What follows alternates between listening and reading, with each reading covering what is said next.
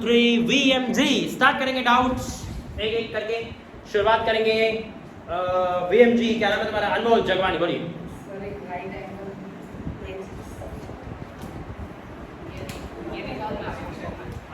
कौन से कहाँ की है ये आईडी शर्मा? कौन से साल की? शायद ये पुराने के भी पुराने साल की है। ये जो क्वेश्चन है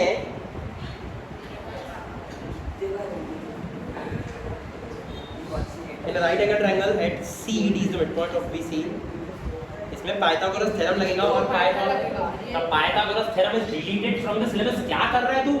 एक मिनट, आप सभी लोगों को जो डाउट पूछने वो कहाँ से पूछोगे भाई? सिलेबस के अंदर के। पहले सिलेबस क्या है मैं आपको क्लियर कर दूं। रियल नंबर्स वो तो पूरा ही आएगा। अब रियल नंबर्स में कौन सी चीज नहीं है?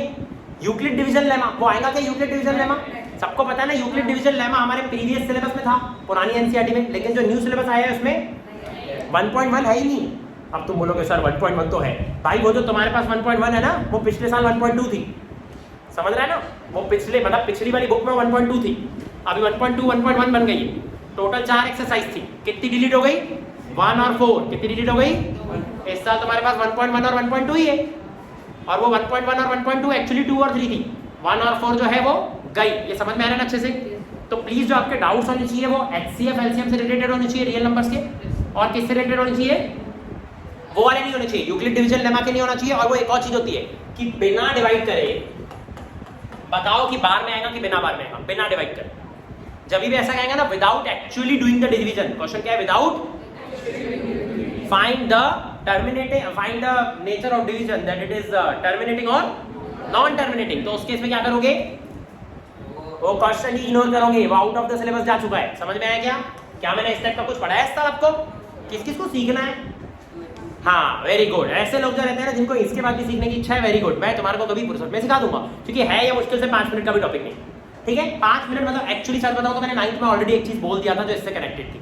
ठीक है, चलो अब हम लोग सिलेबस के अंदर की बात करेंगे। अनमोल, सिलेबस के अभी कुछ नहीं है। हाँ तो सक्षम कोई डाउट? कोई हाँ तू बोल पहले। Okay, pth term is q। समझ में आ रहा है क्या? अरिथमेटिक प्रोग्रेशन का क्वेश्चन है। क्या बोला उसने? pth term is q and qth term is p। Okay, very good. qth term is p। अब n टर्म को शो करना है कि p + q - n।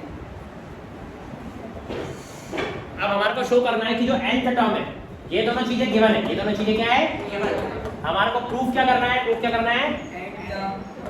nth term is p + q minus n। तो हमारे को क्या प्रूफ करना है? सभी लोगों को क्लियर हो गया?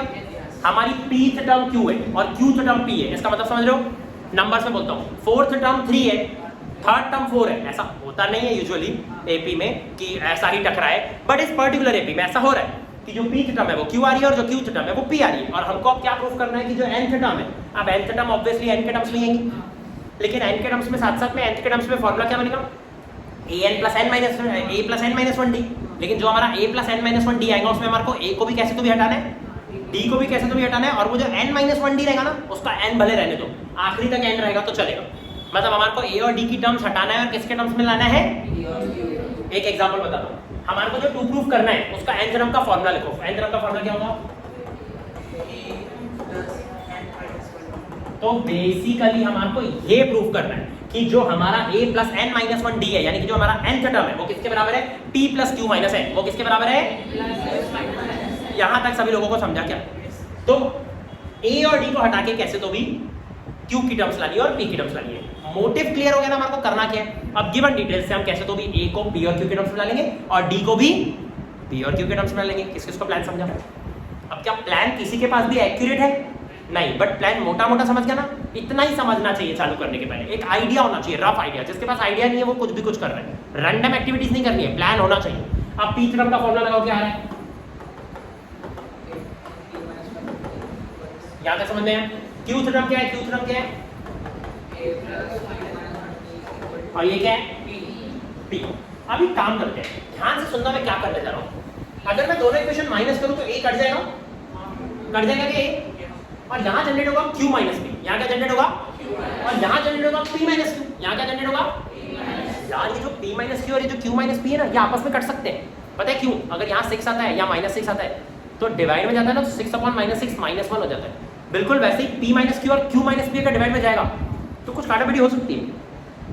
थोड़ा सा रफ आइडिया आ गया, वैसे तो मैं सच बताऊं तो पूरा आइडिया ही आ गया होगा किसी किसी को, बट रफ आइडिया आ गया किसी किसी को। चलो माइनस करके देखते हैं कुछ हो रहेगा। अगर ये एक्सपेरिमेंट फेल हुआ तो कोई दिक्कत है क्या?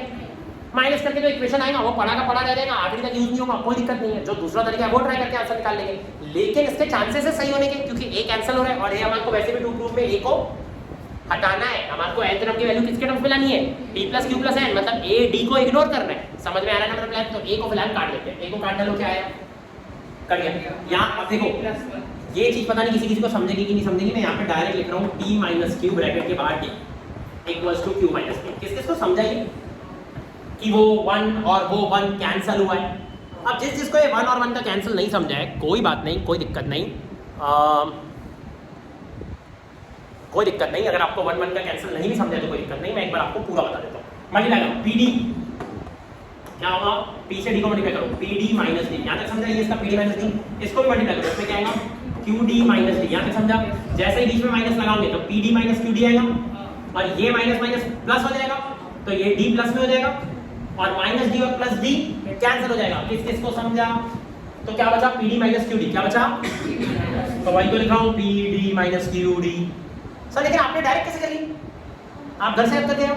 अरे नहीं यार, मैंने माइनस ये d कॉमन ही था ना, तो मैंने उसको कॉमन ही रखा, मैंने सिर्फ इन दोनों को माइनस किया। तो माइनस 1 से जब मैंने माइनस माइनस प्लस 1 किया तो ये माइनस है, ये माइनस तो प्लस ही होगा ना। तो माइनस 1 और प्लस 1 कैंसिल हो गए। जो तुम्हारे dd कैंसिल हुए वो मैंने मल्टीप्लाई नहीं किया तो मेरे इसमें 1 1 थे और p माइनस q आ गया। किस किस को समझा? कोई बहुत बड़ी तोप की ना चीज थी, बहुत ही बेसिक चीज थी। जो लोगों को डर लगता है पहले अपना डर निकालने के लिए ऐसे अपने हाथ से 2-3 बार करना तो डर निकल जाता है। p minus Q D. अब ये p माइनस क्यू किस में जाएगा? और लेकिन आप कर क्या रहे हो? q माइनस p या p माइनस क्यू कैसे कटेगा? एक एग्जांपल देता हूं आपको। 5 माइनस 3 अपॉन 3 माइनस 5। क्या बोलती पब्लिक? आंसर बोलो, फाइनल आंसर बोलो। 5 माइनस 3 अपॉन 3 माइनस 5 माइनस 1। क्या आंसर आया इसका? सबको समझ में आ गया माइनस 1 इसका आंसर क्यों आया? क्योंकि जो ऊपर माइनस करके आएगा वही, बस ऊपर साइन रहेगा पॉजिटिव तो नीचे साइन रहेगा और नंबर तो सही नहीं आएगा ना, तो कैंसिल होके 1 ही आने वाला है। चलो एक और एग्जांपल लेते हैं। 8 माइनस 6 अपॉन 6 माइनस 8। बोलो माइनस 1 आएगा क्योंकि ऊपर 2 नीचे माइनस 2, 2 अपॉन माइनस 2 सेम ही है। p minus q minus p upon p minus q। लेकिन सर इसको लिखेंगे कैसे? सही तो बात है, डायरेक्ट माइनस 1 लिखोगे तो गलत बात है। डायरेक्ट माइनस 1 नहीं लिखना है। डायरेक्ट माइनस 1 लिखोगे तो बीएमजी के टीचर ना बहुत गंदे हैं, अभी वो भी तो खुन्नस खाएंगे, बहुत लोगों ने उनसे खाई है कि नहीं? तो अभी वो अपने तरीके से मार्क्स काट के दिखाएंगे तुम्हारे को, है कि नहीं? मैं मजाक कर रहा हूँ। बोर्ड्स में डायरेक्ट माइनस 1 लिखोगे तो मार्क्स मिलते हैं। बोर्ड्स वाले के सामने बस लॉजिक काम करता है। एक स्टेप में 3 स्टेप मत करना, एक स्टेप में 2 स्टेप करते हो मार्क्स मिलते हैं। हमने एक्सपेरिमेंट किया हुआ है। तो q माइनस पी अपन p माइनस क्यू, ये q माइनस पी है, उसमें से मैं माइनस कॉमन निकाल रहा हूँ। अंदर क्या बचेगा? p माइनस क्यू और डिनोमिनेटर में भी क्या है? p minus Q. अब किसी किसी को अभी भी नहीं समझाऊंगा मेरे ऊपर क्या किया भाई, वापस मल्टीप्लाई करके देखो तुम्हारे को समझ में आएगा। माइनस को p से करो माइनस p, माइनस को माइनस क्यू से करो प्लस q। क्या आया? प्लस q और माइनस p। ऊपर क्या आया? प्लस q और, तो वही तो था प्लस q और माइनस p। किस किस को समझा? पक्का समझा? ठीक है। अब ये p माइनस q और p minus q cancel, minus और कितनी बार में घटाऊंगा p माइनस q से? एक बार में। इसका मतलब माइनस 1 d इक्वल टू कितना आ गया यार? d की वैल्यू ही आ गई, टेंशन ही खत्म। अब ऐसे ही अगर a की भी वैल्यू ही आ जाए या फिर a की वैल्यू कैसे तो भी सब्स्टिट्यूट हो जाए तो काम बन जाए। तो एक काम करते हैं, d की जगह माइनस 1 पुट करते हैं। कहां पुट करेंगे? यहां पुट करें? ये मैं यहां पुट कर रहा हूं, तुम उसको अगले स्टेप में वहां पुट करोगे, समझ में आएगा? मेरा आंसर सिस्टमैटिक नहीं चल रहा है बट तुमको समझ में आ रहा है ना कैसे चलना है? हां, तो ये माइनस 1 को इधर मल्टीप्लाई करो। अब दोनों से क्या होगा? a पहले सब में बिठा रहा हूं। हां, क्या होगा? a प्लस p को माइनस 1 से करेंगे तो माइनस p और माइनस 1 को माइनस 1 से करेंगे तो इक्वल्स टू q। यहां तक समझा? सबको पता है a वहां पे टू प्रूफ में काम का राइट साइड में हमारे को जो लाना है वो उसमें a और d भी नहीं होना चाहिए। तो एक काम करते हैं, a को अलग रखते हैं क्योंकि a काम का नहीं है। a को अलग रख के सबको उधर भेज दो तो a की वैल्यू क्या आ जाएगी? p plus q minus 1। a की वैल्यू क्या आ गई? p plus q minus 1। a की वैल्यू क्या आ गई? अब a की वैल्यू आ गई p और q के टर्म्स में और d की भी वैल्यू आ गई माइनस 1। अब हमारे को निकालना क्या था क्वेश्चन में? nth टर्म निकालना क्या था हमारे को क्वेश्चन में? nth नंबर की वैल्यू कुछ तो भी प्रूव करना था ना, p plus q minus n जो भी मैंने लिख के रखा था, तो nth नंबर की वैल्यू क्या होगी a plus n minus 1 d, sir इसमें a को भी हटाना है d को भी हटाना है, यही प्रॉब्लम थी ना। अब तो दोनों हटा दूंगा ना, एक ही जगह लिख दूंगा p प्लस q माइनस 1, एक ही जगह क्या लिख दूंगा जो अभी अभी यहीं से लाया है, एक ही value p plus q minus 1, ये समझ में आ रहा है किसकी बात कर रहा हूँ। उसके बाद d, ये उसके बाद तो ये प्लस n माइनस 1 और ये d है ना d, तो d की जगह हम लोग क्या लिखेंगे सबको पता है माइनस 1, क्या लिखेंगे, तुमने नोटिस किया मैंने d की जगह जब माइनस 1 लिखा तो वहां पे क्या लगाया, क्योंकि वो मल्टीप्लाई में है, अगर मैं वहां पे ब्रैकेट नहीं लगाऊंगा डायरेक्ट ऐसे माइनस 1 लिख दूं तो लोगों को लगेगा माइनस 1 माइनस होने वाला है। और फिर इस चीज के अच्छा अभी ऐसा भी कभी होता है, एक दो स्टूडेंट्स ने ऐसा किया है, एक दो नहीं कई सारे लोगों ने किया मेरे साथ कि माइनस वजह लिखते हैं फिर करते मल्टीप्लाई चेक, बट पहले वो क्या दिख रहा था माइनस, फिर अगली स्टेप में वो बराबर मल्टीप्लाई करते हैं, मतलब their logic is correct, but उनके मार्क्स कटते हैं और कटने चाहिए भी, क्योंकि इंटरप्रिटेशन के हिसाब से वहां पे माइनस बैठ रहा था, समझ में आया ना। सिर्फ लॉजिकली करेक्ट होने से कुछ नहीं होता, लॉजिकली करेक्ट होने के साथ साथ आपका लॉजिक एक्सप्रेस भी होना चाहिए, सामने वाले को आपका लॉजिक समझ में भी आना चाहिए हर स्टेप में, एक स्टेप में नहीं। अब अगले स्टेप में तो उसने बराबर माइनस ही किया मल्टीप्लाई, मतलब इज राइट, लॉजिकली वो करेक्ट है, बट लॉजिक एक्सप्रेस होने में थोड़ी सी चूक हुई ना, तो वो चूक नहीं होनी चाहिए, यहाँ पर बराबर ब्रैकेट लगना चाहिए। करो मल्टीप्लाई, क्या आ रहा है p plus q minus 1 plus n minus n, फिर वहां पे प्लस 1 माइनस 1 और प्लस 1 कैंसिल, क्या बचा p plus q minus n, और यही था हमारा nth term, right. Hence prove लिख के होंगे कौन कौन ये करके आएगा पेपर में, दूंगा तब ना। मैंने जो nth टर्म और mth टर्म का क्वेश्चन, सॉरी देखो मैंने जो क्वेश्चन दिया है ना, मैं सिर्फ बोलता हूँ, ठीक है, एक एक शब्द प्लान रहता है मेरा, ठीक है। हाँ नहीं एक्चुअली अभी पता है कि मैं तुम्हारे को अपनी तरफ से एक भी क्वेश्चन नहीं दूंगा, क्या अभी अगर मैं क्वेश्चन देने जाऊंगा ना तो पता नहीं क्यों मेरे मुंह से उसी टाइप के या उसी से रिलेटेड निकलेंगे जो मैंने पेपर में दिया, इसलिए अभी मैं एकदम चुप्पी साध के रखूंगा, पहले तुम सब पेपर बिगाड़ के आओ, उसके बाद बताऊंगा एक एक का आंसर, ठीक है। तेरा तो पेपर सबसे खराब जाना चाहिए, साल भर पढ़ाई नहीं करती ना तू, अच्छा आखिरी के 2 दिन पढ़ती है। चलो तो भाइयों बहनों next question, next from Aditya, बोलो सर प्रॉफिट क्या है भाई, इतनी सारी इंग्लिश मैं क्या बताऊं। सबसे पहले लिखा है एक बॉक्स में 12 बॉल है, अब बॉक्स कंटेन्स 12 बॉल्स, बॉक्स के अंदर कितने बॉल्स हैं, ये है तुम्हारा बक्सा, 1 2 3 4 5 12 बॉक्स, ठीक है। उसके बाद क्या लिखा है, out of which X are black, क्या बोलता है, out of which X are black balls, ठीक है, उसमें से जो एक्स बॉल्स है वो ब्लैक है, समझ में। ये ऐसे रेसिस्ट नहीं होना चाहिए हमारे को क्लास के अंदर, ठीक है। तुम्हारे रिएक्शंस कुछ गलत बता रहे हैं,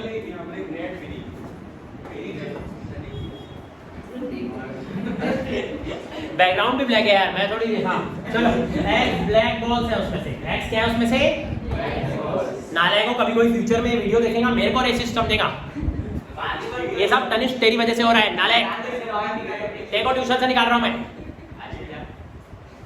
ये किसकी मोबाइल है, कम से कम ऐसे यूट्यूबर्स को सब्सक्राइब मत करके रखा कर जिनका नोटिफिकेशन मैं बोल भी ना पाऊं, ब्लॉक कर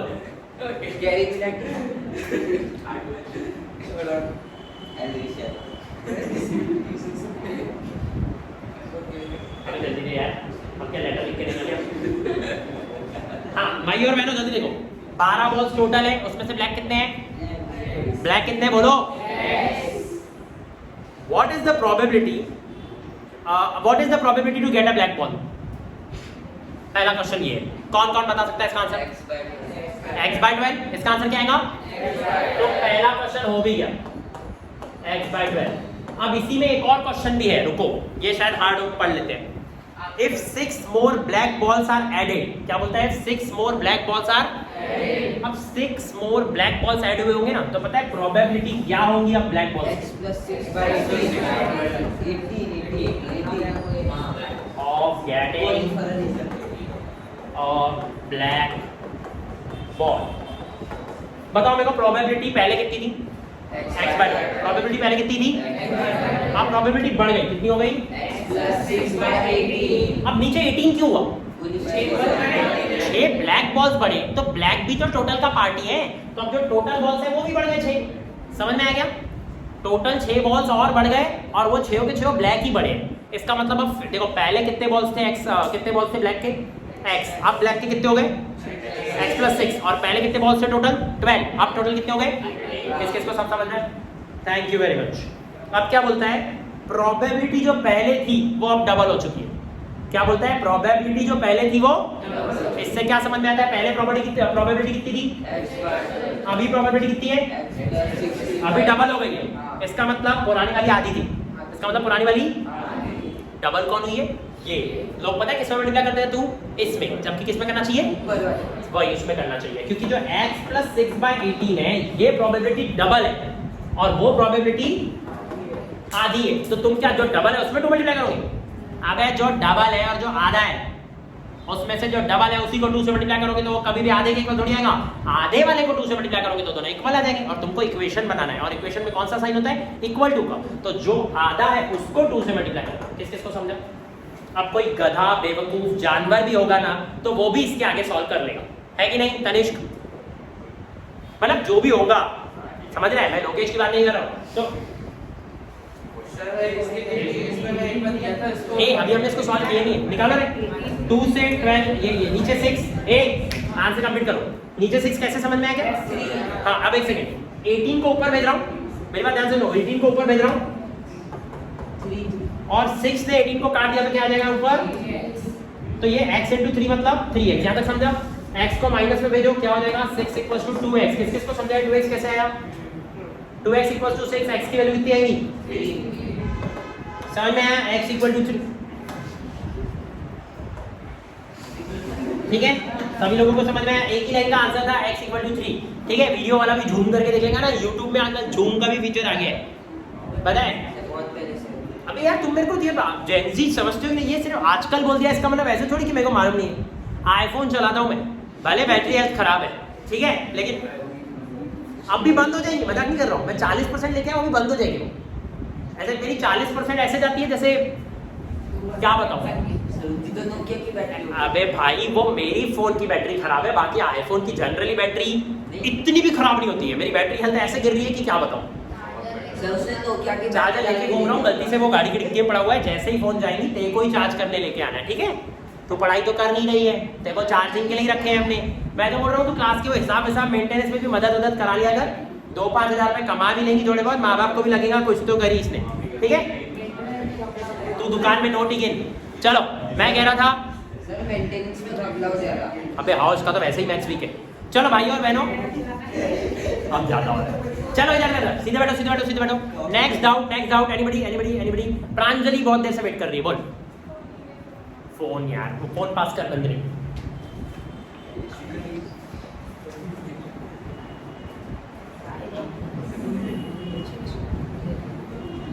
Prove that the sum of terms equidistant from the beginning and the end is always the same and equal to the sum of first and last term। भाई फिर से सुनते हैं इसने क्या बोला, थोड़ा सा कॉम्प्लिकेटेड लगा। सुनो क्या बोला। प्रूव दैट, सुनना, prove that the sum of the terms equidistant from the beginning and end is always equal to the sum of first and last। अभी भी नहीं समझा ना, एक और बार करते हैं। sum of terms equidistant from the beginning, sum of terms equidistant from the beginning and the end। sum of terms मतलब sum of 2 terms की बात हो रही है, मतलब sum of 2 terms की बात हो रही है। sum of terms equidistant from beginning and end। समझ में आ रहा है धीरे धीरे थोड़ा थोड़ा। एक एपी है, जितना बिगिनिंग से लोगे ना उतना ही एंडिंग से लेना। अगर फर्स्ट से थर्ड टर्म लोगे ना तो लास्ट से भी थर्ड ही लेना। समझ में आया क्या। अगर फर्स्ट से फोर्थ टर्म लोगे तो लास्ट से भी फोर्थ ही लेना। अब जो ये इन दोनों का जो सम आएगा ना, पता है किसके बराबर आएगा, सेकंड और लास्ट सेकंड का जो आएगा उसके बराबर ही आएगा। और जो फर्स्ट और लास्ट का आएगा वो भी उतना ही आएगा। सर ये सब चल क्या रहा है सर, कि आप ये बिंदु बिंदु बना के पढ़ा रहे हो। नंबर्स में बताता हूँ क्या बोलना चाह रहा हूँ। कोई भी एक एपी बोलो, ये हर एपी में काम करेगी ये वाली बात। आप सबने इस बात को ऑब्जर्व भी किया है और मैं आपको बताऊंगा कि ये क्यों काम करता है। अभी मैं आपको बताऊंगा ना क्या प्रूफ है, तो हंसते हंसते मर जाओगे। ठीक है, याद करो मैंने आपको एसएन का प्रूफ कैसे बताया था, याद करो। मैंने आपको कैलेंडर वैलेंडर की बात तो मैंने बाद में किया था, पहले मैं जो बोल रहा हूँ उसको ध्यान से सुनो। सबसे पहले क्या लेंगे 1 प्लस 2 प्लस 3 प्लस 4 प्लस 5, ऐसा करते करते 98 प्लस 99 प्लस 100। याद करो मैंने आपको कार्ल फ्रेडरिक गॉस की स्टोरी बताया था और मैंने आपको बोला था कि पूरे नंबर्स का सम करना था। एक बार उसकी मैडम ने बोली थी और उसने जुगाड़ पानी लगाया था, 1 से 100 को प्लस किया था, उसका आंसर कितना आया था? पहले अगर 10 को प्लस करना था तो पहले 1 प्लस 2 3 करती, फिर 3 प्लस 3 6 करती, फिर 6 प्लस 4 10 करती, फिर देखो एंजाइटी डिप्रेशन है सब कुछ हो जाता है कि नहीं? कौन करता है ये सब? यही बोलती तू। मैं नहीं बताता, मैं काली बिल्ली नहीं हूँ। हाँ तो 1 को 100 से मल्टीप्लाई बोल रहा हूँ, 1 को उसने 100 से प्लस किया, देखा कितना जुगाड़ू आदमी था। इसने बोला 1 को 100 जोड़ो तो कितना आया? 101। फिर उसने 2 को किससे जोड़ा था? फिर 3 को किससे जोड़ा था? ऐसे करते करते 101 कितनी बार आएगा? 50 बार आएगा। 101 कितनी बार आएगा? 100 और 50 बार क्यों आएगा सर? टोटल 100 नंबर है तो 100 बार आएगा ना। अगर आपको 100 लोगों की शादी करानी है तो कितनी शादियां होंगी? 50, क्योंकि एक एक शादी में 2-2 लोग हैं, आपस में करवा रहे, अपन उन्हीं उन्हीं की करवा रहे। समझ गया क्या? हाँ तो एक को लोकेश, ये गलत कमेंट था तनिष, मेरे को थोड़ा देर से समझ में आया पर एक गलत कमेंट था बेटा, ठीक है? चलो अभी वापस अभी सीरियसली वापस आओ, ठीक है? नहीं गया बहुत मस्ती में रहोगे, कल का पेपर बिगाड़ के आओगे, थोड़ा सा मस्ती भी रोकनी चाहिए, ठीक है? आप सुनो, 1 को 100 से जोड़े 101, 2 को 99 से जोड़े तो 101 ही क्यों आया? क्योंकि यहां से जितना बड़ा, अब बेटा यही तो प्रूफ करना है कि जो पहले और लास्ट का सम होता है वही सेकंड और सेकंड लास्ट का होता है, वही थर्ड और, तो ऐसा क्यों होता है? कितने लोगों को समझ चुका है लॉजिकली? बस लिखते नहीं आता बट लॉजिकली समझ चुका है, सही बोल रहा हूं? अब उसके क्वेश्चन के वर्ड्स हम दोबारा सुनते हैं। क्वेश्चन में लिखा था, अब देखो समझ में आएगा, क्वेश्चन में क्या लिखा था? Prove that the sum of the terms equidistant from the beginning and equidistant from the end is same as the sum of first and last. किस किस को पूरा समझा? तुमने देखे मैंने कितना टाइम पास किया क्वेश्चन पे, कितना टाइम पास किया, लेकिन जड़ से समझाना, जड़ से समझाना। बी अ गुड स्टूडेंट, जो तब तक के हार नहीं मानता है जब तक उसको पूरा नहीं समझता। बहुत सारे बच्चे आंसर आने पे खुश होते हैं, मैं आंसर आने पे खुश आने वालों में से नहीं हूँ। आंसर आए इससे बेटर है कि आंसर समझ में आए, और उस टाइप के ऐसे कितने भी क्वेश्चंस आए हम सारे के सारे बना पाए। समझ में आ रहा है क्या? ऐसा एक भी क्वेश्चन नहीं रहना चाहिए जो हम उस टाइप का बना ना पाए। अगर मैंने एक वैरायटी आज टच किया हूँ तो उस वैरायटी के जितने भी होंगे जो मैंने सॉल्व नहीं भी किया हूँ वो सारे के सारे मेरे को बनाते आने चाहिए। समझ में आ गया? तो उस एक क्वेश्चन में जितना भी टाइम जाएगा वो सारे के सारे मेरे को कहीं ना कहीं दूसरी चीजों के लिए ट्रेन कर रहे हैं। तो वो टाइम पास नहीं है, वो टाइम पास एक्चुअली बहुत बढ़िया चीज है, करना चाहिए वो टाइम पास। कहीं ना कहीं वो आपको लॉन्ग रन में बेनिफिशियल रहेगा, ठीक है? उसको पूरा कॉन्सेप्चुअली पढ़ो, जड़ से पढ़ो, थोड़ा पढ़ के छोड़ मत दो। अरे मैथ्स फिजिक्स सब पे अप्लाई होता है, ठीक है? हाँ तो मैं क्या कह रहा था, हमको प्रूफ क्या करना है कि अब आप सुनो मैं क्या बोल रहा हूँ। स्टार्टिंग से थर्ड टर्म मतलब S3, स्टार्टिंग से फोर्थ टर्म मतलब S4 और लास्ट से फोर्थ टर्म मतलब इसको तो हम लिख ही नहीं पाएंगे। अब कंफ्यूजन हो रहा है। अब एक काम करते हैं, सुनो, हम मान लेते हैं एक एपी में total total total total total total N terms है। क्या मान लेते हैं एपी में टोटल कितने टर्म्स है? एन टर्म्स है। तो और हम लोगों को भी प्रूफ क्या करना है कि स्टार्टिंग से हम जितनी भी टर्म्स लेंगे, क्या बोला मैंने, स्टार्टिंग से हम समझो स्टार्टिंग से चौथी, तो एंडिंग से भी कौन सी लेंगे? ये चीज समझ में आएगा पक्का अच्छे से।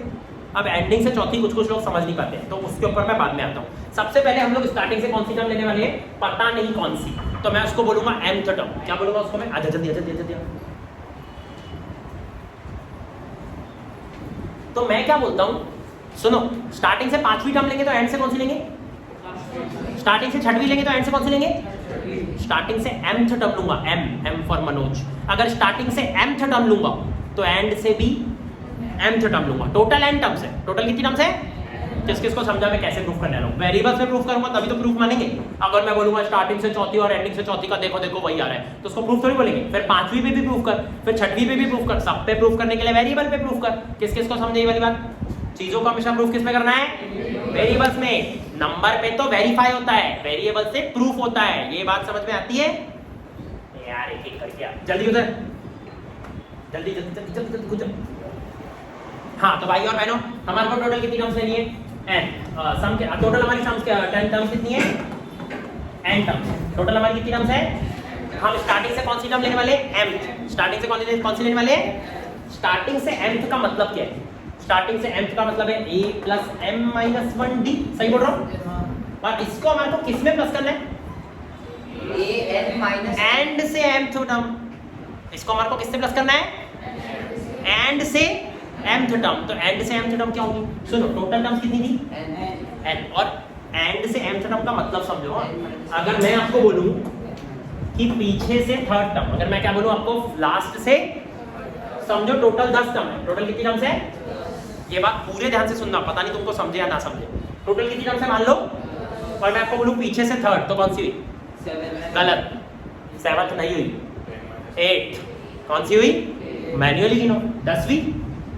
पीछे से जो पहली है वो 10वीं है, 9वीं, 8वीं। किस किस को समझा?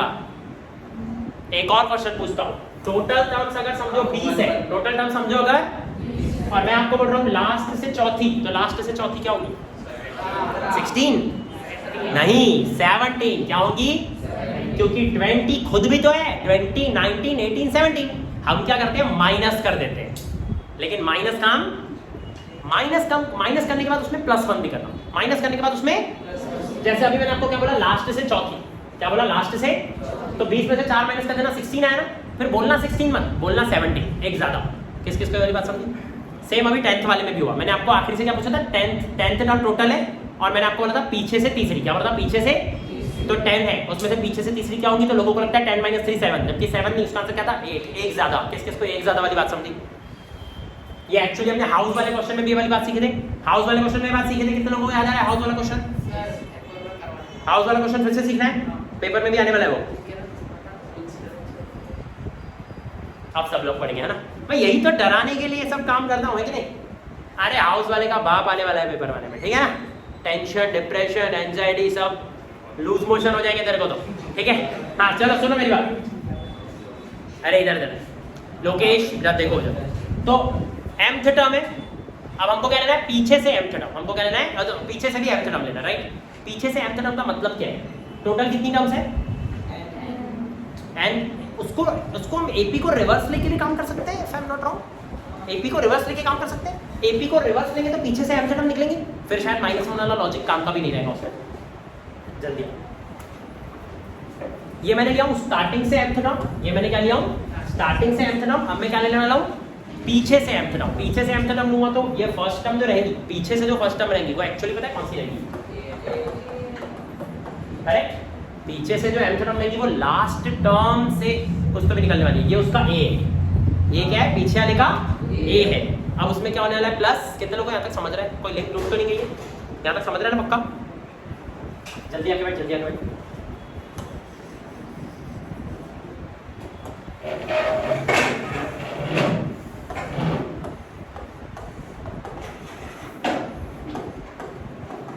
स्टार्टिंग से mth और पीछे से mth ले रहे हैं। फर्स्ट स्टार्टिंग से mth कितनी है?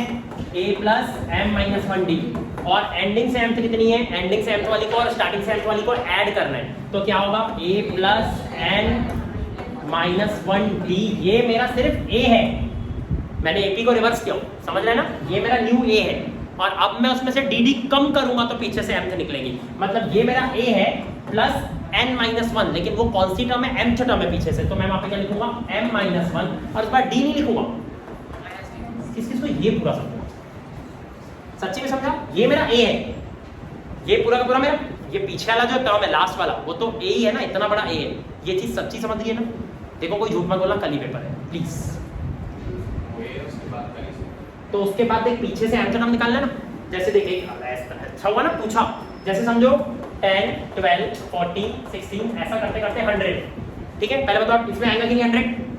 अब अगर मैं आपको बोलूं पीछे से थर्ड टर्म निकालना है, तो पीछे से थर्ड टर्म निकालने का एक और तरीका है। पहले तो ये कि स्टार्टिंग से बैठ के देखो टोटल कितनी है, फिर उसमें से पीछे से थर्ड निकालो। पीछे से थर्ड निकालने का ये भी तो तरीका है, AP को रिवर्स कर दो, पीछे से थर्ड निकालना ना, तो क्या हो जाएगा? 100 प्लस 3 माइनस 1d। सही बोल रहा हूँ? लेकिन अब d हमारा जो है वो 2 का नहीं रहेगा। अब जो 2d है वो हमारा किस किस पे बात समझी? ये हम लोग last term from the third term ऐसे क्वेश्चन आते हैं। जब भी बोलते हैं ना लास्ट से थर्ड टर्म निकालो, लास्ट से फोर्थ टर्म निकालो, तो क्वेश्चन में क्या कर देते हैं? AP को रिवर्स कर देते हैं, लेकिन उस चक्कर में d नेगेटिव हो जाता है। d पहले पॉजिटिव था तो नेगेटिव हो गया, अगर d पहले नेगेटिव रहता तो थैंक यू। तो आप समझ में आया मैंने डी को नेगेटिव क्यों किया, और पीछे से मेरे को nth टर्म निकालनी थी इसलिए m-1d, और ये मेरी सिर्फ फर्स्ट टर्म है, पीछे से फर्स्ट टर्म तो यही है ना nth टर्म, जो nth टर्म है वो पीछे से फर्स्ट टर्म है, इसलिए ये फर्स्ट टर्म है। अब बहुत बोल दिया मैंने, कितने लोगों को सच्ची समझ गए? Thank you. आगे बढ़ते हैं। अब देखो क्या होगा, प्लस, हाँ पहले तो ये a प्लस m-1d, और यहाँ क्या हो रहा है a प्लस n-1d, और उसके बाद क्या आ रहा है माइनस dm प्लस d। यहाँ तक समझ में आया?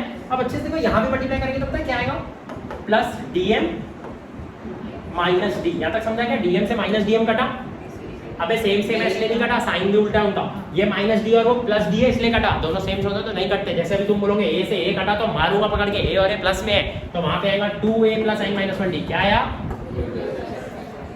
ये तुम्हारा किसका किसका सम आया है? स्टार्टिंग से mth टर्म और एंडिंग से mth टर्म का सम आया है 2a प्लस n-1d।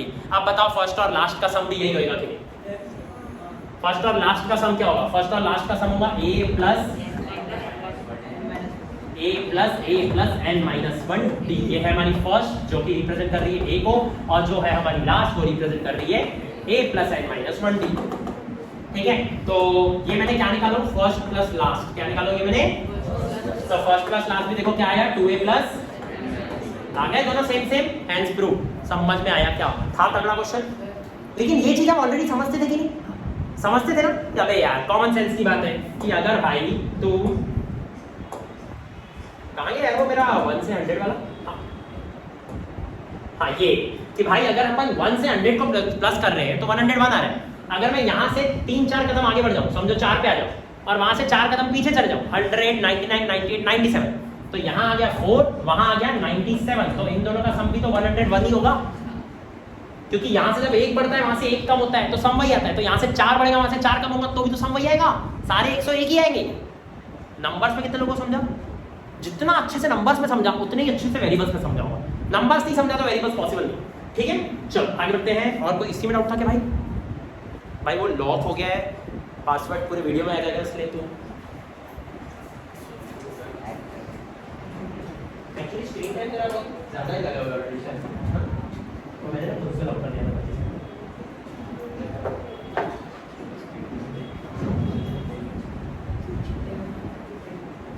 भाई एट अ फेटे लिखा है, एट अ फेटे, ये फेटे क्या होता है? वो पत्ते फेटते हैं, फेटे फेटे, उसके बाद कार्ड्स भी लिखा हुआ शायद, पता नहीं। चल इसी बहाने तूने क्लास में कुछ बोली तो सही। हाँ चलो, तो एट अ फेटे भाई पत्ते वाला क्वेश्चन नहीं है, सॉरी, क्वेश्चन में लिखा है अलग टाइप के पत्ते हैं। मतलब देखो क्वेश्चन में क्या लिखा है, सुनो सुनो क्वेश्चन में क्या लिखा है। कार्ड्स में नंबर्स लिखे हुए हैं 1 to 1000। बाप रे कितने सारे कार्ड्स है, देख रहे हो? जुआ भी अलग लेवल पे हो रहा है। 1 2 3 कितने कार्ड्स हैं टोटल? 1000 कार्ड्स हैं। अब क्वेश्चन को ध्यान से सुनो, तुम्हारे पास क्वेश्चन लिखा हुआ नहीं है इसलिए सिर्फ मेरी बात सुनना है। ये जो लोग आपसी मस्ती में लगे हुए हैं ना, थोड़ा पेपर को लेके सीरियस हो जाओ। 1 से लेकर 1000 तक आपके पास टोटल कार्ड्स हैं। 1 नंबर ऑन 1 कार्ड, क्या लिखा है? 1 नंबर ऑन, हमने तो ऑलरेडी वही सोच के लिख भी दिए थे। ऑब्वियसली एक कार्ड के 2 नंबर वाले नहीं होंगे ऐसा हमने एज्यूम कर लिए थे बिना पढ़ी। हाँ तो वही थे। आगे बात क्या लिखा है? Are put in a box, ये सबका सब बॉक्स में रखा हुआ है। एक बॉक्स में 1000 चिट्ठियां पड़ी है, हर चिट्ठी पे अलग अलग नंबर है। कार्ड कितने से कितने तक नंबर है? 1 से लेकर, ठीक। And the card is not replaced. Each player, एक second sorry, each player selects 1 card at random and the card is not replaced. इसका मतलब हर कोई अपना एक एक कार्ड उठा रहा है और चुपचाप जा रहा है। समझ में आ गया? और वो रिप्लेस नहीं कर रहा है, बस अपना कार्ड लेके अपने पास घर चले जा रहा है। ठीक है, हाँ आगे बढ़ते हैं। If the selected card has a perfect square greater than 500, the player wins a prize. जीतने की एक ही स्कीम है। पता है क्या स्कीम है? आपके पास एक ऐसा नंबर निकलना चाहिए जो 500 से बड़ा हो। आपके पास कैसा नंबर निकलना चाहिए जो 500 से, एक और स्कीम है, वो परफेक्ट स्क्वायर भी होना चाहिए, किसी ना किसी का स्क्वायर होना चाहिए। जैसे अगर किसी के पास आ गया 500 तो नहीं जीतेगा। 501 भले 500 से बड़ा है पर वो भी, क्योंकि 501 किसी का स्क्वायर है क्या? 529 वो जीतेगा क्योंकि वो 23 का स्क्वायर है। समझ में आ गया?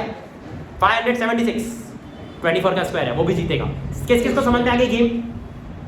जीतने के चांसेस बहुत कम है। आगे देखते हैं। इसने बोला है what is the probability that the first player wins the prize. Okay भाई, क्या प्रोबेबिलिटी है कि पहला प्लेयर प्राइज जीत जाएगा? मतलब एक भी कार्ड रिड्यूस नहीं होगा। हाँ तो फिर पहले हम फर्स्ट प्लेयर एक काम करो ना, फेवरेबल देखते हैं ना क्या क्या है। पहली बात 500 तक तो कोई भी फेवरेबल नहीं है। तो 500 तक के पीछे वाले को तो हम देखेंगे भी नहीं, 500 को खुद को भी नहीं देखेंगे क्योंकि 500 से ग्रेटर चाहिए। तो अब क्या होगा, पहला फेवरेबल है 529। पहला फेवरेबल कौन सा है? अब देखो 529 23 का स्क्वायर है, तो इसके बाद जो भी होगा पक्का 24 का स्क्वायर होगा, और 24 का स्क्वायर मुझे किस्मत से याद है 576, और 25 का तो सभी को याद होगा। फिर 26 का, एक बात बताऊं क्या, पूरा गिनते भी नहीं है, सुनो। कहां से स्टार्ट हुआ था? 23 से। कहां से स्टार्ट हुआ था? 23 के स्क्वायर से स्टार्ट हुआ था। अब ना 1000 तक है ना, 1000 से जस्ट छोटा वाला 961 31 का होता है 961। तो 23 से लेकर समझ रहे हो ना, आप बोलोगे सर 23 तो 500 से छोटा है। भाई मैं किसके स्क्वायर की बात कर रहा हूँ?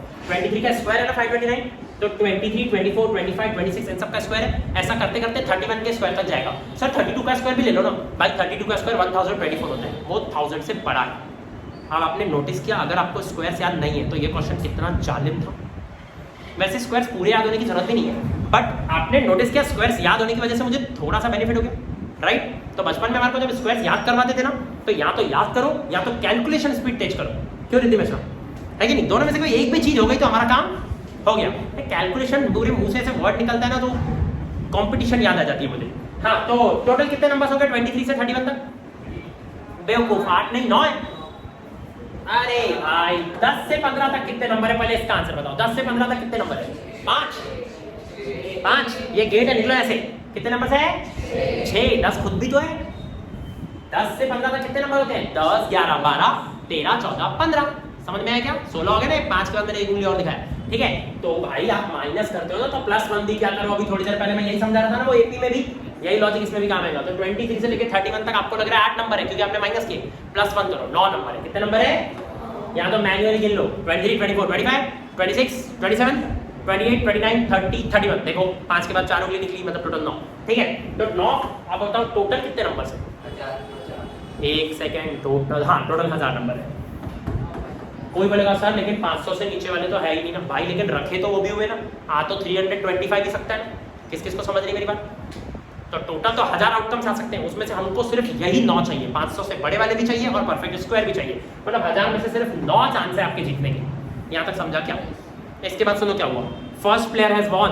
भाई इतनी कम प्रोबेबिलिटी पे पहला प्लेयर जीत गया, ये कहानी में लिखा हुआ है, केस स्टडी है, ठीक है? क्या बोलता है पहला प्लेयर, मतलब उसका इन्हीं 9 में से कोई एक नंबर आ गया। 1000 में से उसके चांसेस इतने कम थे 9, बट वो जीत गया। तो अब पहले बताओ आप टोटल कार्ड्स कितने पड़े होंगे? अभी यहाँ पे 8 हो गए। पहले टोटल 1 से लेकर 1000 कार्ड्स थे, अब टोटल कार्ड्स कितने बचे होंगे? 999। तो अब टोटल आउटकम्स 999 है क्योंकि एक कार्ड तो वो लेके घर निकल गया। लेकिन अब जीतने के चांसेस 9 नहीं है, अब जीतने के चांसेस कितने हैं? 8 हैं। अब जीतने के चांसेस, ये क्लियर हुआ क्या? तो ये है सेकंड प्लेयर के जीतने की प्रोबेबिलिटी। अब ऐसे ही तीसरे के निकालने जाओगे तो डिपेंड करता है सेकंड जीता है कि नहीं जीता है, और सेकंड प्लेयर जीता है क्या नहीं, इसके आगे थर्ड प्लेयर का पूछा ही नहीं, खत्म, केस स्टडी खत्म। ठीक है, क्लियर हो गया सभी लोगों को? बस इसमें 2 ही क्वेश्चन थे। बैटरी खत्म होने में आ गई है, फिर बात अच्छी बोल है ना, है ना? बैटरी बैटरी रखती हूँ तू? हाँ, तो बाकी का वीडियो तेरे से बनाइए। वैसे भी तू काम वाम तो पढ़ाई में तो करती नहीं है।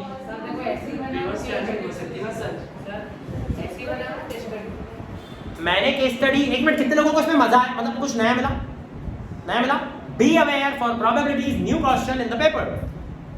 मैं बातें बहुत करता हूँ, फिर पेपर में वो आता ही नहीं, ठीक है? मैं बहुत अवेयरनेस के साथ बोलता हूँ तनिष्का, एक एक चीज, नहीं तो देखो ऐसा लगता है सर ने रिवील कर दिया। बड़ी जो सस्पेंस रखने में मजा है ना, समझ भी नहीं पाएगा, मैं सारी बातें बोल देता हूँ। सर आपने खुद ही बोला कि हाउस के हाउस वाले क्वेश्चन बोल रहे बड़ा वाला आएगा। सर हाउस आप बस बेसिक वाला बता लो, इसमें तो कर दिया सर। यार ये तो बच्चों वाला लग रहा है। एक मिनट रुक जाओ, एक क्वेश्चन पढ़ते हैं। The digits of a positive integer, क्या बोलते हैं? The digits of a positive integer, इसका मतलब कोई तो भी पॉजिटिव इंटीजर है, लेकिन वो 1 डिजिट तो नहीं है, 2 डिजिट नंबर है, क्योंकि उसमें द डिजिट्स लिखा है। हाँ, आगे लिखा है, ये वाला नहीं है क्या?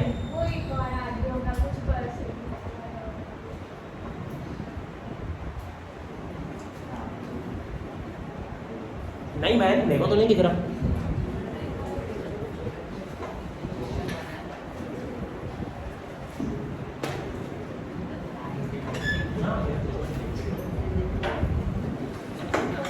राघव एक मेरा दोस्त है, उसने दुकान खरीदा है।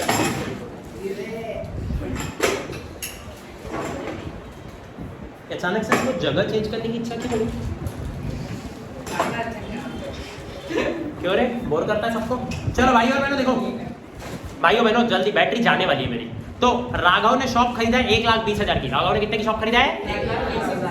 He pays half of the amount in cash. आधा अमाउंट उसने कैश में भरा और बोला बाकी का जो पैसा है वो मैं 12 इंस्टॉलमेंट्स में दूंगा। क्या बोला? बाकी का पैसा में 12। इसका मतलब वो थोड़ा थोड़ा करके बाकी का पैसा देगा। सबसे पहले तो ये पता लगाओ कि उसने शॉप कितने की लिया, कितने, उसमें से कितने रुपए उसने ऑलरेडी भर दिया। इसका मतलब कितने रह गए? ये पेपर में ऐसे बच्चों की तरह लिखते होंगे? नहीं, पेपर में लिखोगे Raghav buys a shop for 1,20,000 और उसके बाद लिखोगे द इनिशियल पेमेंट वाज 60,000। क्या लिखोगे? The initial payment was, therefore सुनो, therefore the remaining payment is 60,000। the remaining payment is 60,000 और उसको माइनस करके शो करोगे हॉरिजॉन्टली, ऐसा वर्टिकली शो मत करना, ठीक है। उसके बाद उसने क्या लिखा है? हर इंस्टॉलमेंट 5,000 रुपए की रहेगी and agrees to pay the balance in 10 annual instalments of 5,000 each.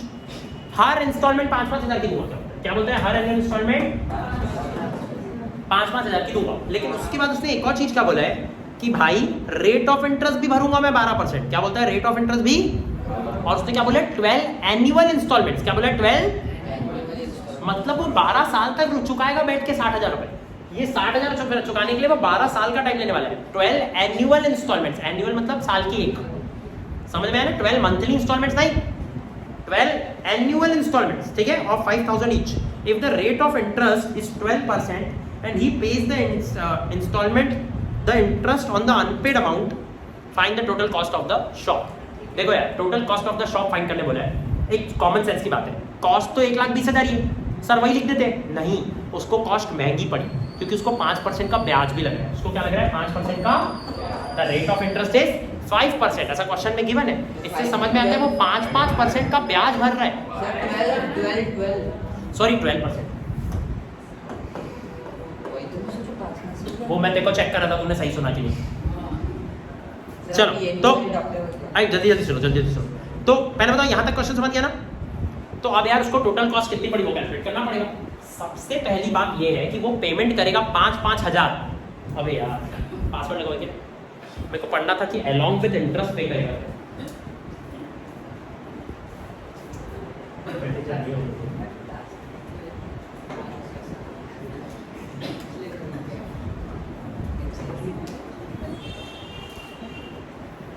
हाँ, and he pays with the instalment the interest due. इसका मतलब वो सिर्फ 5,000 रुपए नहीं भरने वाला है, वो 5,000 रुपए के साथ क्या भरने वाला है? ब्याज भी भरने वाला है। मतलब हर बार वो पैसे कम भरते जाएगा। पता है क्यों? सबसे पहले उसको 60,000 रुपए पे ब्याज लगेगा, अगली बार उसके 5,000 पेड रहेंगे तो 55,000 पे ब्याज लगेगा। किसके को समझ रहे हैं? तो अगली बार ब्याज उसको थोड़ा सा कम लगेगा, तीसरी बार में और कम लगेगा। तो चलो यार अब निकालते हैं। हाँ, रिवर्स कंपाउंड इंटरेस्ट हो गया, जिसमें हम एपी क्रिएट करते हैं कैसे तो भी। चलो अब जल्दी से मेरी बात सुनो। 60,000 रुपए में सबसे पहले उसको पहले साल कितना ब्याज लगेगा? निकालो। 60,000 का 12%।